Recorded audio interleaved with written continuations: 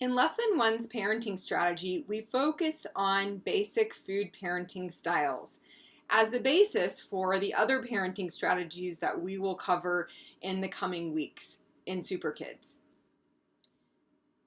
So in this video, we're going to consider 3 scenarios of parents and consider what's going well and what might need to be improved in how they're relating to their children around food. But before we do that, I want to tell you a little bit about what we mean by the term food parenting.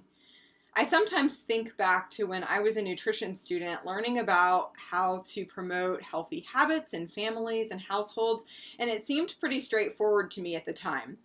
And then I had a child, and then a second child, and a third child, and I've learned there's so much more nuance to all of parenting, and parenting around food in particular, that takes practice, it takes creativity, and it takes strategies.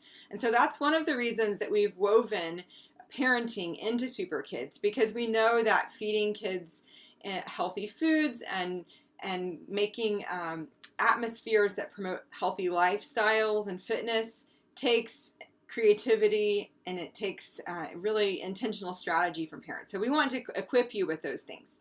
So when we talk about food parenting, we mean what you make available to your kids around food in the home and even outside the home, and how you communicate with your children around food, fitness, and your own bodies. And in thinking about our own habits and strategies, we often realize that our families of origin have influenced us in coming to our practices today. So we encourage parents to think about those experiences they had around food and fitness, and sometimes around body and body image from their families of origin, and which of those experiences and memories are things they'd like to promote or continue with their own kids. Many of us have good memories around food, and then sometimes we may have some things that we'd like to do differently or repattern. So thinking about those influences behind how we got to where we are can be helpful. So I'm going to encourage you to pause the video and read each of the scenarios that follow, and then consider what each of these 3 parents is doing well, and again, what we might want to repattern. So first, take a moment to read Carol's scenario.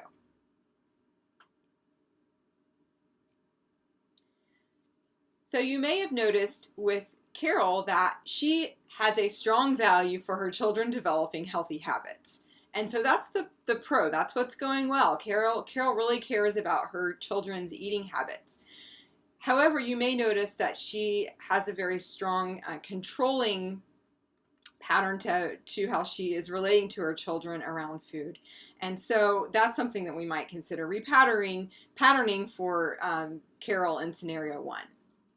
Now let's take a look at Lynn. So again, you can pause the video and read the scenario, and then consider what you think might be some pros and cons in this scenario.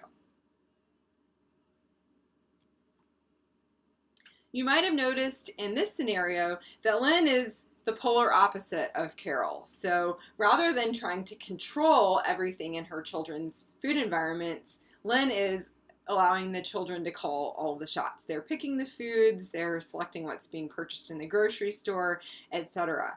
So we have on one end a parent who's being really controlling around food, and then on the other end we have a parent who's being really, really permissive and allowing her children to make the food decisions in the household. So what's going well in this scenario, you might have noticed that Lynn is involving her children with her. She's taking them to the grocery store and involving them in selecting foods. Lastly, let's take a look at Tom. So you can pause the video now and read the scenario, and again reflect on what's going well and what might need to be improved.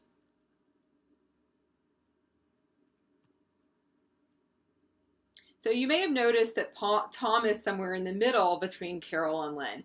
Tom is involving his children in selecting foods and preparing foods. He even mentions this concept of division of responsibility.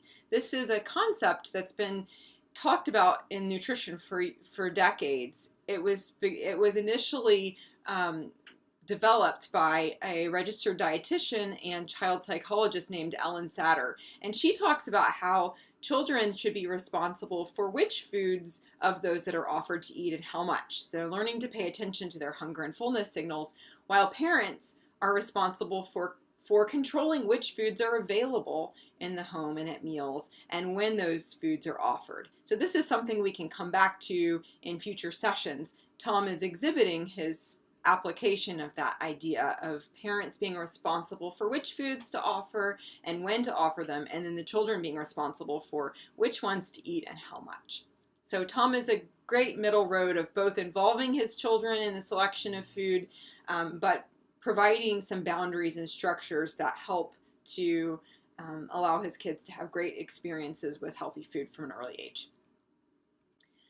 So we encourage you this week, as you're thinking about how to apply SUPERKids, to consider where you might fall on that continuum of food parenting. Whether you're on the more permissive side and letting your children make many of the food decisions, or maybe on the more controlling side, or somewhere in the middle. And as you begin to think about your style of parenting your children around food, you can bring those ideas into the weeks around food parenting. So I will leave you in this video with the habits that we're promoting for the families in lesson 1, which are filling your home with healthy foods. Again, this relates to that food parenting idea of parents being responsible for what foods are available. And then the second is make half of your plate whole fruits and vegetables and vary your veggies. So as you're communicating with your kids around food this week, you can encourage them to take a look at their plate and compare it to that My Plate icon. We look forward to seeing you in lesson 2.